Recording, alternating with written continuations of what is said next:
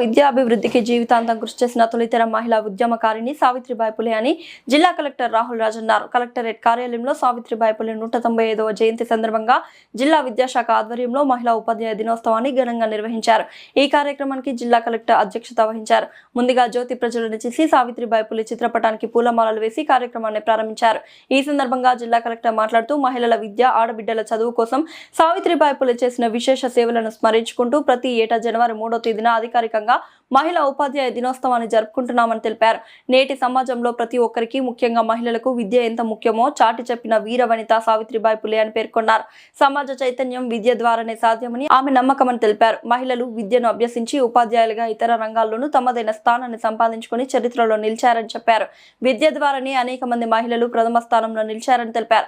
మహిళల చదువు, వారి అభ్యున్నతి ఒక మహిళా విద్యను అభ్యసించి మరొకరికి విద్యాబోధన చేయగలదని నిరూపించిన మహనీయురాలు సావిత్రిబాయి పులే అని గుర్తు చేశారు. ఎంతో మంది త్యాగదనుల ఫలితంగానే దేశానికి స్వాతంత్ర్యం సిద్ధించిందని, సమాజ చైతన్యంలో మహిళల పాత్ర ఎంతో కీలకమని జిల్లా కలెక్టర్ అన్నారు.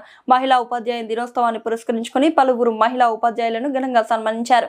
ఈ కార్యక్రమంలో అదనపు కలెక్టర్ నగేష్, జిల్లా విద్యాశాఖ అధికారి Vijaya, ZP CEO Ellaiah, DPO Yadaiah, జిల్లా సైన్స్ అధికారి రాజిరెడ్డి, మహిళా ఉపాధ్యాయులు, విద్యాశాఖ సిబ్బంది తదితరులు పాల్గొన్నారు.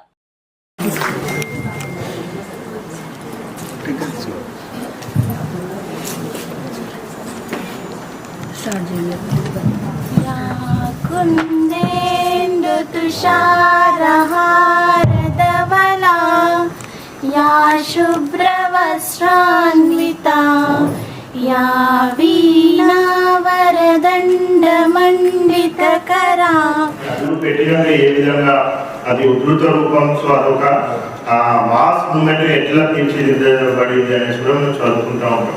సో అదేవిధంగా మహిళల చదువు గురించి, సో మహిళల అభ్యున్నత గురించి, సో మహిళా టీచర్ల గురించి, సో మహిళలు చదువుకోవచ్చు, సో వాళ్ళు చదువు చెప్పవచ్చు అనేసి దాని గురించి మనము ఒకవేళ చరిత్రలో చూసినట్టయితే సావిత్రిబాయి పులే గారి ముందు, సావిత్రిబాయి పులే గారి తర్వాత అనేసి కూడా మనము చరిత్రలో చదువుకోవడం జరుగుతుంది. ఎక్కువగా మనం గౌరవించుకోవాలి. సో వాళ్ళ ద్వారా మనకి ఏమైతే ఈ సమాజంలో మార్పు చేకూరుతూ ఉన్నదో దాన్ని ఒకసారి స్మరించుకోవాల్సిన అవసరం ఉంటుంది అనేసి సో మనకి ఉమెన్ టీచర్స్ డేగా చేయడం జరుగుతూ ఉంది. సో మనం చూసినట్లయితే స్వాతంత్రం, సో భారతదేశానికి స్వాతంత్రం రావడానికి ఎంతో మంది త్యాగం చేయడం జరిగింది. సో ఆ స్వాతంత్ర ఉద్యమం అనేది సో 1947లో మనకి స్టార్ట్ కాలేదు. సో ఒక 200 ఏళ్ళ చరిత్ర దానికి ఉంది టోటల్గా. సో సుమారు 200 ఏళ్ళ చరిత్రలో మనం ప్రత్యేకంగా ఒక వ్యక్తి గురించి మనం ఎక్కువ కూడా మాట్లాడుకోవడం జరుగుతుంది. సో అది మహాత్మా గాంధీ గురించి. సో మహాత్మా గాంధీ గారు ఎప్పుడైతే స్వాతంత్ర ఉద్యమంలో భారతదేశానికి రావడం జరిగిందో, సో ఆ ఫ్రీడమ్ స్ట్రగుల్ మనము చరిత్రలో చదువుకునేటప్పుడు మహాత్మా గాంధీకి ముందు, మహాత్మా గాంధీకి తర్వాత అనేసి మనం చదువుకుంటూ ఉంటాం. మరి సావిత్రిబాయి పులే గారు 200 సంవత్సరాలు, సుమారు 190 సంవత్సరాలు అంటే ఆ రోజుల్లో జన్మించేసి మరి ఈ రోజుల్లో కూడా మహిళల మీద, రాజకీయాల మీద ఇబ్బందికరమైన పరిస్థితి సమాజంలో ఉంది.